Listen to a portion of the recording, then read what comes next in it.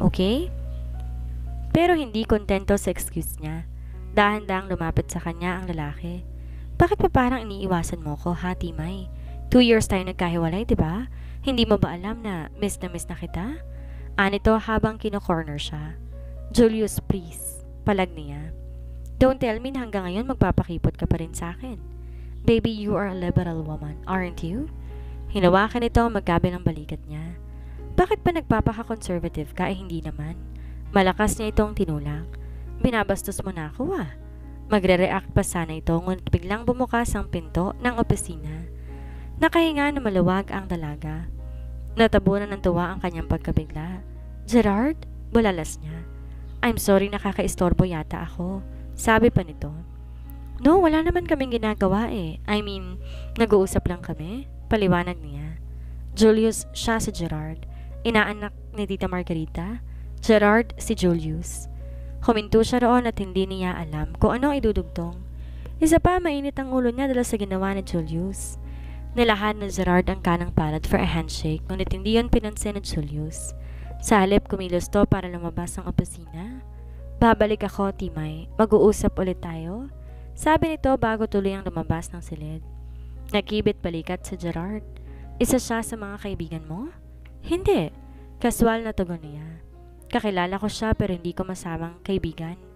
So hindi pa na lahat ng kakilala mo ay kaibigan mo? Siyempre. Bumalik siya sa kanyang upuan. Bakit ka nga pala narito? Anong nangyari? Sinusundo kita ulit. Sa utos ni Ninang? Nasa mansyon na siya. Kakarating lang namin. Napatingin pa siya sa mukha nito. Kasama niya ba si Tina? Yes. Gusto ni Ninang na makilala mo siya. Kaya naririto ako para sunduin ka. Hinagilap niya ang kanyang backpack. Bakit nagpunta ka pa rito? Dapat tinawagin na lang ako? Nagkibit balikat na naman ito. Ang totoo, hindi naman to talagang inutusan ng Donya para sunduin siya. Suggestion nga na matanda na tawagan na lamang siya, pero ito mismo ang nag-volunteer na sunduin ng dalaga. Well, let's go. Nasa loob ng kwarto ni Doña Margarita ang anak nang dumating sina Gerard at Fatima. Inaiusan ni Ma'am Margarita ang anak niya, sa lubong ng katulong na si Yoli. Pabalong nito yung sinabi sa dalaga. Pero sa tingin ko, matagal-tagal nang ayusan bago tuloy ang maayos ang itsura noon. Bakit naman? Kunot noong tanong niya. Old-fashioned kasi at alam mo na laking probinsya. Pero laking probinsya rin naman ang isang yon, di ba? Ano yung ginuso sa Gerard na nakatayo sa sala, di kalayuan sa kanila. Oo, pero ang Bacolod ay city naman kahit papaano. Yung anak ni Ma'am, dinig sa kabuntukan ng Iloilo na yon, natuntun Tumakimi ka nga? Bagyang siko niya sa kausap. Mamaya mo may makarinig sa'yo at makarating kay tita yung pinagsasabi mo. Lagot ka. Ikaw lang naman na nakakarinig Patingala siya sa punong hagdan. Nakita niya pababa na ang Donya. Akay ang isang babaeng sa tansya niya ay mas bata ng 2 taon sa edad niyang 26. Kamusta, tita? Bati niyang nakatingala pa sa mga to. Fatima, dumating na pala kayo, sabi ng matanda. Where's Gerard? I'm here, Ninang. Sabi ng lalaki, napapalapit na rin. Humalik muna ang dalaga sa pisngi ni Doña Margarita bago pinansin si Dina. Siya ba ang anak niyo? Oo, si Dina. Anak siya yung binabanggit ko sa'yo, si Fatima. Pagpapakilala ng matanda sa dalawa. Hi, Dina. Natutuwa akong nakilala din kita ng personal at last. Nakangiting saan niya. Ikaw pala ang ampon ng mama ko. Sabi nito at saglit na natigilan si Fatima. Dati naman niyang naririnig ang salitang iyon at baliwala lang yon sa kanya. Pero coming from Dina's mouth, tila bigla niyang ininda yon. Mukha naman tong tahimik, puna niya. Mahinhin at tipid pa kung ngumiti. Pero di niya naintindihan kung ba't kakaiba ang nararamdaman niya sa pailalim nitong sulyap sa kanya. Bigla siya nakaramdam ng curiosity nang sipatin na ang mukha nito. Kakaunti ang hawig nito sa ina. Halos wala nga akong susuring mabuti at tama nga ang sinabi ni Yoli. May pagkakamana nga ito. Ang suot pa nitong bestida ay nagpastuhod. Nakapusod na may kahabaang buhok at palaging nasa ibaba ang tingin. Pwede bang maglibot-libot dito sa bahay, iha? Para maging pamilyar ka sa paligid. Basta't wag ka lang lalabas ng bakuran. Sige, maglalakad-lakad muna nga ako. Tumangutot saka tinapunan ng sulap si Gerard na sinagot naman ang ngiti ng binata bago lumayo. Hay, ang anak ko, kawawa naman. Naiiling na sabi ng matandang babae habang kinakapit ang magkabilang kamay sa mga braso ni na Gerard at Fatima. Magkaagapay silang pumunta sa hardin. Hindi ba dapat magpapahinga tayo, tita? Anang dalaga. Hindi kailangan. Pagkagaling namin sa Iloilo, nakapag-stay pa kami ng 2 days sa Bacolod, kaya hindi kami pagod. Ang biyahe namin kanina ay balewala lamang. So, wala kang makakatulog sa kwarto na may kwarto ngayon. Natawa ang binata sa paranggit niya. Hindi mo pa pala nakakalimutan yon. Hindi pa nga, bigkas niya. Paano ba niya makakalimutan ang kakatwang pangyayaring yon? Halos araw-araw ay laman yon ng isipan niya. Ito rin si Gerard, hindi yun makakalimutan. Halos mayat mayaring nababanggit yun kay Maring Minerva. Pambibisto ng matanda. At tawa naman ng tawa ang kanyang mama. Parehong na-conscious ang dalawa. Mukhang marami akong kailangan baguhin kay Dina. Saad ng ginang. Tila masyado siyang mahiyain, alang ang makaharap sa mga tao at makaluma. Di naman masamang ganon siya, Ninang.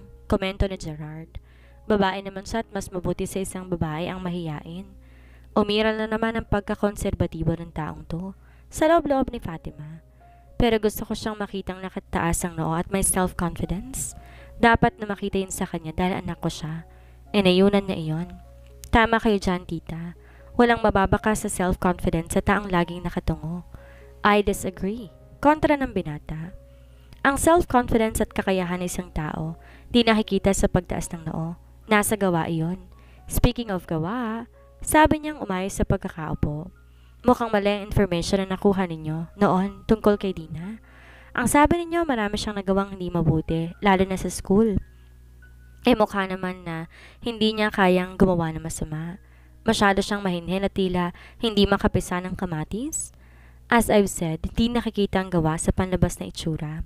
Isa sa mga teachers niya nagsabi sa akin ng lahat ng tungkol sa kanya. Tura ng binata. Kabilang na doon ang minsang pagseduce niya sa isang teacher na lalaki para lang makapasa sa kanyang subject. Napadilat ng husto ang mga mata niya dahil sa labis na pagkagulat sa sinabi nito. Ang binata naman tila biglang nagsisi sa nasabi, I'm sorry, Ninang. Paumanhin pa nito. Hindi ko nga pala dapat pang nabanggit yon. Hindi bale, iho. Anang butihing matanda. Pinagkakatiwalaan ko naman si Fatima. Mas makakabuti nga siguro na samahan at malaman na niya ang lahat ng tungkol kay Dina. Kahit na nagawa niya mga bagay na yun noon, maaaring dahil nasa edad na siya ngayon ay nagbago na siya. Komento niya at nginitian siya ng Donya. Maaaring tama ka dyan, pero mas gusto ko siyang magbago pa at matuto ng maraming bagay. Pwede ko kayong tulungan hanggang sa bagay na yan, Ninang?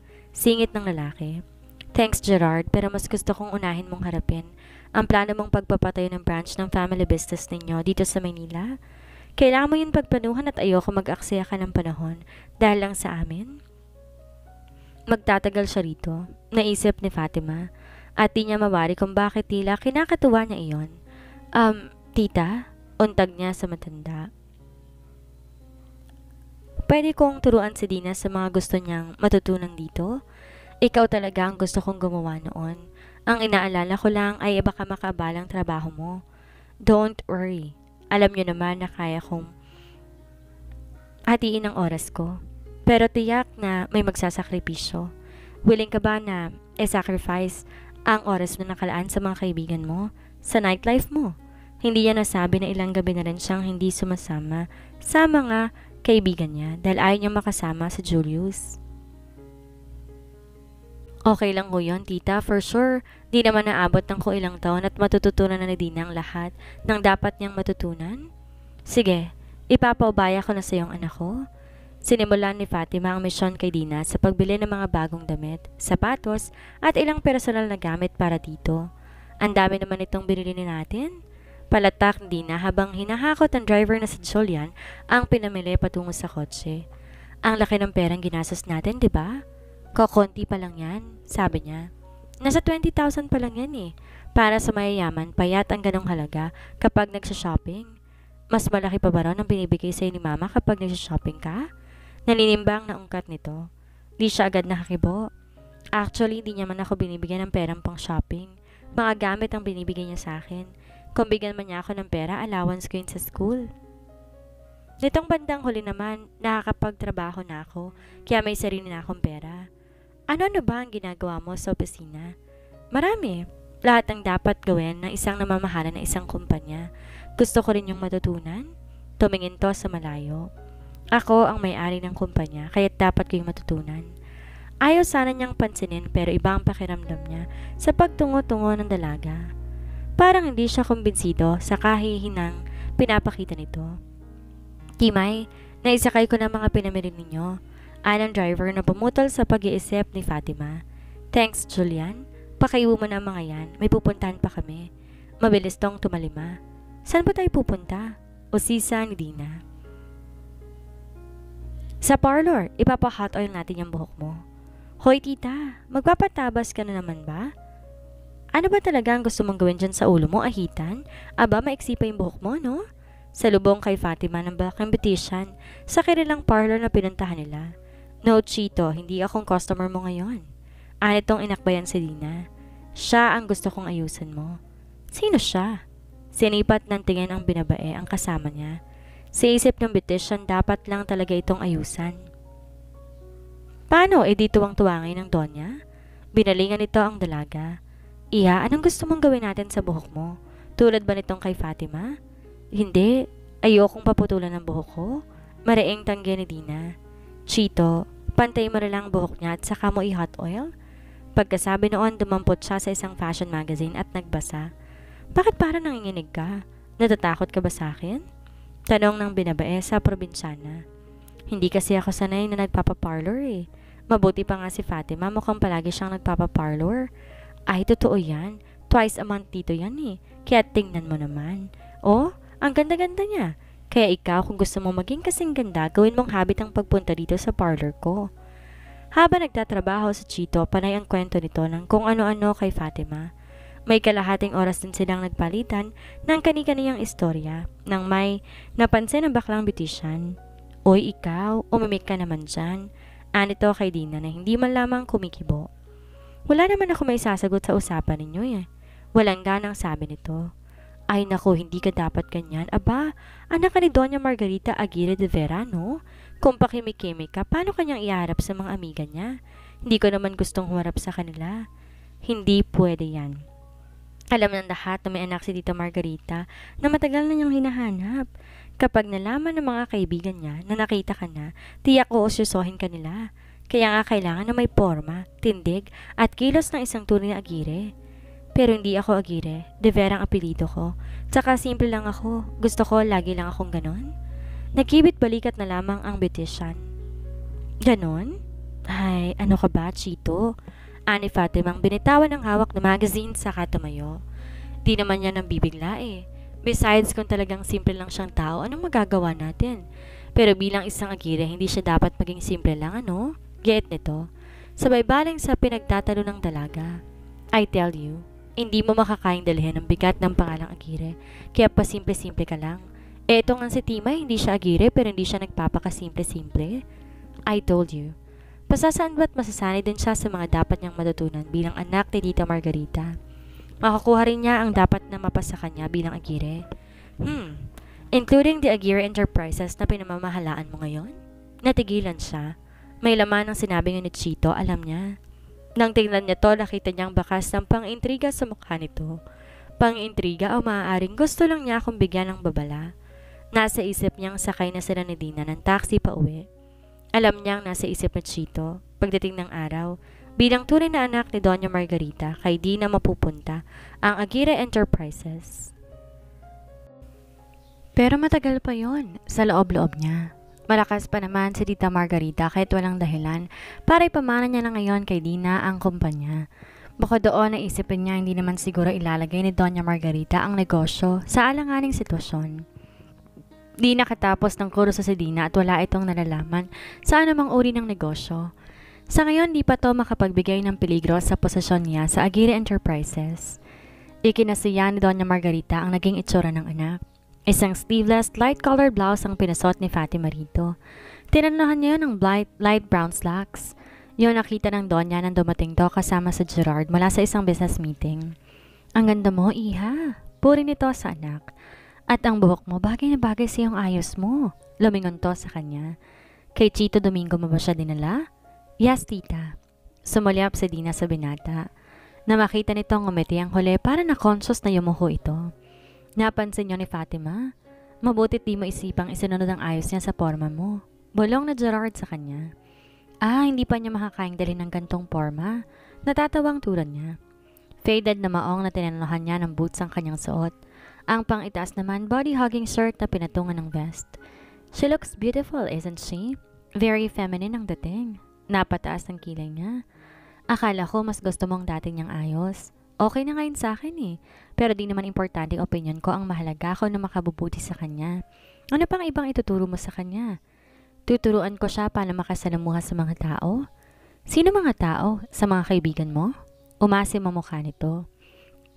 Doon sa pangkistang malagkit ang buhok, nadatnan ko sa office minsan. I said, sa mga tao. Mataray na pakli niya.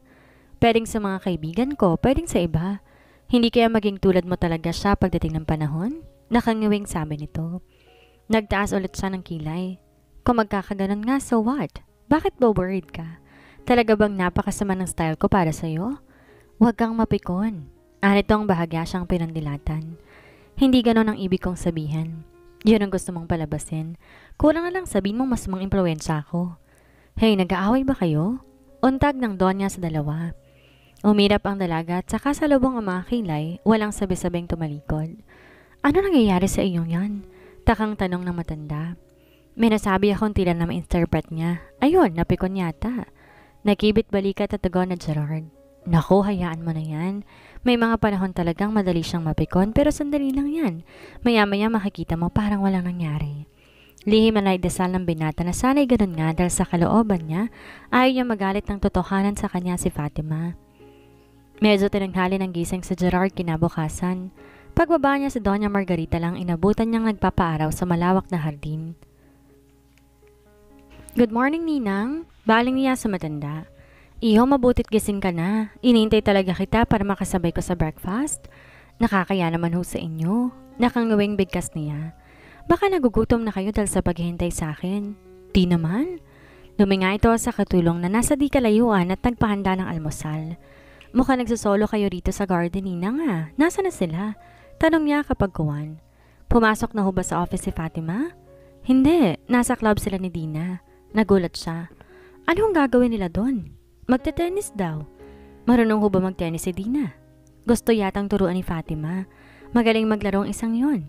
Doon lang yata kami nagkapareho ng babaeng yon. Naisip niya. Tennis kasi ang favorite sports niya. Actually, maraming alam sa sports si Fatima. Pagpapatuloy na matanda. Kung ano-anong sport activities ang sinasalihan niya nung nasa school pa siya. Madalas nga ako mag-alala noon na baka mapabayaan niya mga academic subjects niya dahil sa extracurricular activities. Pero iba ang batang yon. Alam niya kung paano i-divide ang oras niya sa mga gustong gawin. Mukha ho talagang malaki ang tiwala ninyo sa kanya. Nakangiting komento niya. Tama ka. Kaya nga hindi ko siya pinipigilang lumabas kasama ng mga kaibigan niya. Nang ihain sa kanila ni Yoli ang almusal, agad na napatakam ang binata. Wow! Mukhang mabubusog ako ngayong umaga pa lang sabi niya. Langhap na langhap niya ang katakam-takam na amoy ng fried rice, longganisa at pritong itlog. Naalala ko tuloy si Mama. Ganito rin ang inihanda niya sa akin sa almusal. Naku, sigurado kong mabubusog kayo, sabi ni Yoli. Lahat naman dito nabubusog basta't si Timay ang naganda ng agahan. Nagulat siya sa narinig. Si Fatima naganda nito? Tila hindi makapaniwalang tanong niya. Marunong ba maglutong isang yon? Oo naman, sir. Maaga siyang nagising kanina at siya nagluto. Kaya para di mamamiss ang luto ng mama mo, sabihin mo sa kanya na lagi kanyang ipagluto. Biro ng Donya. Napangiti ng alanganin sa Gerard. Di naman pwede yun. Masyado siyang abala sa pagsama-sama kay Dina at sa kanyang trabaho. Speaking of trabaho, Iho, ngayon ko sana hihilingin sa'yo na pakialalain mo si Fatima kay Dina. Not that I'm not satisfied with what she teaches, Dina. Alam ko lang na darating ang oras na mas kakailangan niyang i-prioritize ang trabaho sa opisina. Gusto ko kapag dumating ang pagkakataong yon, may makakasama pa rin ang anak ko. Okay lang ho yun sa akin, Ninang. Alam niyo naman na narito ako para sa inyo. Ang inaalala ko lang baka malito si Dina sa amin. Magkaiba kasi kami ni Fatima sa maraming mga bagay. Saan niya? Sa ugali, sa style ng pamumuhay at opinyon, at sa ilang mga bagay. Maaaring magkaiba kayo. Natural lang yon because you are two different persons, pero pareho kayong elegante at matalino. Yun ang gusto kong matutunan ni Dina mula sa inyo. Pahayag nito. Kung yun ho ang gusto nyo, sige. I'm willing to share with her kung ano man ang mga nalalaman ko sa buhay na sa palagay ko'y dapat niyang malaman. Hinawakan nito ang kamay niya. Salamat, Gerard. Huwag kang mag-alala. Tutulungan kita sa branch ng business niyo na gusto mong itayo dito. Gagamitin kong influence ko para hindi ka mahirapan. Pagkatapos mag-agahan na isipan ni Gerard na sumunod sa dalawang babae sa club, gusto niyang makita kung talagang mahusay mag-tennis si Fatima gaya ng sinabi ng kanyang ninang. Malayo-layo pa siya, nakita niya na sa tennis court ang dalaga. May kalaban tong isang lalaki. Mahusay nga ito, obserbasyon niya. Mahusay magpagod ng kalaban. Sa kabilang dulo ng court, nakaupong nanonood si Dina. Tinatakpan nito ng hand towel ang mga hita na nakalabas sa maiksing paldang suot nito. Halatang nako-conscious to at halos hindi makakilos, samantalang sa court, at is si Fatima sa suot nitong tennis skirt. Kung sa bagay, hindi nakakayang i-display ang legs niya, naisip ng binata. Pwede pa nga ipagmalaki. Ibang klase ka talaga, Timay. Hindi kami dapat na kinakalaban mo. Bakit di ka mag-tryout sa Philippine team or sumali kaya sa mga international competitions? Sabi ng lalaking nakalaban ni Fatima nang matapos ang game. Lumapit to para kamayan ang dalaga. I'd love to pero hindi pwede eh. Alam mo naman ang trabaho ko sa Agiri Enterprises. Pagkasabi nun bumungis-ngis ito. Popular talaga ang babae. Lahat halos kakilala nito. Naisalob ni Gerard habang papalapit sa court. Gerard, nandito ka pala? Gulat na salubong sa kanya ni Dina nang gumawi siya sa pwesto nito. Naupo siya sa tabi nito. Akala ko nagpunta kayo rito para turuan kanya mag-tennis. Tinuturuan niya ako kanina kaya lang may dumating na ng hamon sa kanya. May natutunan ka na ba? Kimi itong ngumiti. Wala pa nga eh. Nahirapan akong tamaan yung bola. Magsasalita pa sana siya nang dumating si Fatima. What are you doing here, Gerard? Tanong nito sabay dampot sa towel. Pagkatapos dinampi-dampi yon sa mukha. Nandito ka ba para siguraduhin hindi ako magiging bad influence kay Dina? Sumunod ka rito because I also love tennis. Kaswal na tugon niya. Really? Lumiwanag ang mukha nito. Gusto mo bang maglaro? Hahanapan kita ng kalaban. Binalingan nito ang grupo ng lalaking na kalaban. Troy, Mike, sino sa inyo gusto pang maglaro? No, Fatima, thanks. Awat niya. Napakunot noo ito. Ayaw mo maglaro? Gusto, pero ikaw ang gusto kong kalaban. Saad niyang tinignan na may paghahamon ng dalaga sa mga mata. Muli nitong binalingan ng kanilang grupo. Sorry guys, ako raw gustong kalaban eh. Sabay silang nagpunta sa court. I heard magaling ka raw, aniya. Sabi nila, you cook well too. Worried nga ako eh. Baka ako magka-appendicitis ako. Marami kasi ako nakain eh. Napataas ang kilay nito. May nagustuhan ka rin pala sa mga ginagawa ko. Napangiti siya. Oo nga, kala ko rin dati wala eh. Sabi niya sabay hagod ng tingin sa kabuuan nito. By the way, you look good in that outfit. Thank you. I thought mas gugustuhin mo makita ang isang babae na nagte-tennis ng nakasaya. Anong dalaga na pumesto na. Wala namang halong sarcasm ang tono nito. Pumakabila siya sa net. Ewan ko kung magugustuhan kong ganon. Di pa ako nakakita na nagte-tennis na nakasaya. Lumipas ang halos isang oras bago nila natapos ang isang set. Nandito ang dalaga na nakascore na 6-4 pero nahihirapan din to. You are good too, Iha. Nanito na mag-break sila. Thanks. Want another set? No, medyo pagod na ako eh. Ako na lang, Gerard. Singit ni Dina na biglang tumayo. Pilit binabatak ang palda pababa. Nagduda tuloy si Gerard kung makakakilos to. Kaya mo ba? Di ako marunong pero turuan mo na lang ako. Kiming tura nito. Wala sa hinagap ng binata maging tennis instructor pero naalala niya ang pakiusap ng ginang. O sige, kung kaya mo. Na nasa court ang dalawa nagpunta si Fatima sa mga lalaking kagrupo na nakalaban nito. Nakipagbiroan to sa mga inat nakipagtawanan, bagay na hindi nagustuhan ni Gerard. Wala sa pagtuturo kay Dinang isip at sa paningin niya kundi sa gawin ng isa pang dalaga. Di lang siya naasiwa na magilaw na pakikipagtawanan nito sa mga kausap. Nagiinit din ang sentido niya dahil doon. Di niya napapansin na napapahigpit ang kanyang paghahawak sa raketa. At sa minsang paghataw niya, napalayo ang bola na hinabol naman ni Dina. Sa paghahabol ito, bigla siyang tatapilok